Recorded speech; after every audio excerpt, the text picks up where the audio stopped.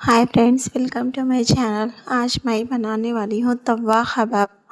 देखो ये इसलिए बन जाता है। देखो बिना हड्डी वाला गोश्त के टुकड़े ले लीजिए। लेने के बाद उसे रख ली, यानी कि बंडा नहीं तो दाल घोटनी से अच्छी तरह से चिपक कर लीजिए, यानी कि थोड़ा सा पतला।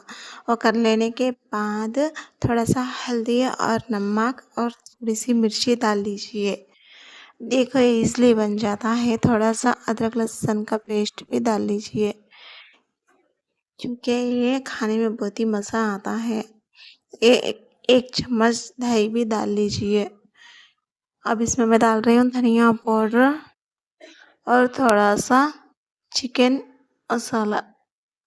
आप चाहे तो गरम मसाला भी डाल सकते हैं। ये सब डालने के बाद इसको अच्छी तरह से मिक्स कर लीजिए, क्योंकि गोश्त के जो टुकड़े हैं उसमें सब में ये मसाला जा सके। देखो ईज़िली बना दाली में और मिला दाली में।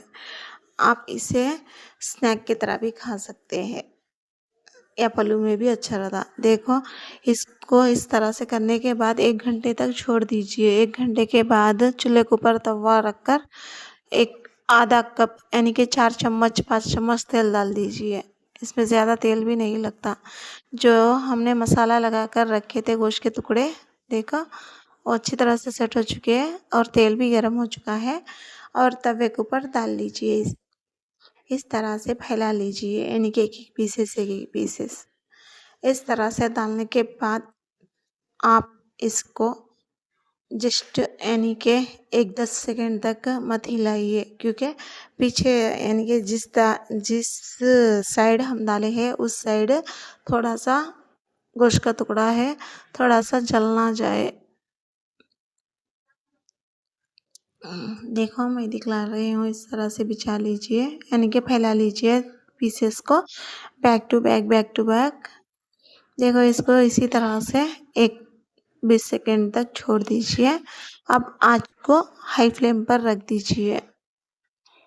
सो फाइनली गाइस, मैं आपको दिखला रही हूँ। देखो ये अच्छी तरह से जलते हैं और चिपकते भी नहीं। देखो, क्योंकि पहले ही पलटाने से जो मसाला लगा था वो तवे को लग सकता है, इसीलिए मैंने थोड़ी देर तक इसको इसी तरह से छोड़ दी। और देखो अब एक-एक कर फैला रही हूँ। अब माने आँच हाई फ्लेम पर ही रख दीजिए, क्योंकि ये ईज़िली अंदर तक पक जाते हैं, ज़्यादा वक़्त भी नहीं लगता है। चिकन का है तो भी उतना अच्छे ईज़िली बन जाता। देखो सब पीसेस अच्छी तरह से पक चुके हैं और तलने में भी कोई दिक्कत नहीं आ रही है।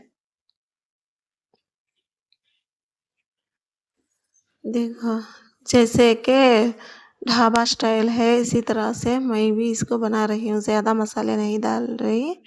आप चाहे तो, क्योंकि खाने में बहुत ही मज़ेदार और बच्चों को भी बहुत ही पसंद आएगा। देखो पीसेस अच्छी तरह से जल रहे हैं। अब मैंने आँच को हाई फ्लेम पर ही रखी थी। देखो अब इसका कलर थोड़ा बदल चुका है, यानी कि लाल-लाल हो चुके हैं। कबाब का जो कलर होता है वो कलर में आ चुके हैं। ये भाजी और राइस में भी अच्छा रहता। रोटी में तो खा नहीं सकते, क्योंकि इसमें मसाला नहीं है ना। देखो हमारे कबाब अच्छी तरह से बन चुके हैं। मैं आपको प्लेट में काट कर दिखला रही हूँ। मैंने यहाँ पर प्याज बिछाकर कबाब की पीसेस रखी थी और एक पुदीने का पत्ता, जो मैंने यहाँ पर इसका सजावट करी थी। देखो देखने में बहुत ही प्यारा है। सजाने में तो बहुत ही लुकिंग दे रहा है। देखो इसके पीसेस अच्छी तरह से पक चुके हैं। इसमें से अभी भी धुएँ आ रहे हैं, यानी कि बहुत ही गर्म है कबाब। देखो मैं एक निकाल कर आपको दिखला रही हूँ। इसका कलर भी बहुत ही अलग अलग आ चुका है। वाओ! इसका टेस्ट भी बहुत ही प्यारा है। एक लाइक और सब्सक्राइब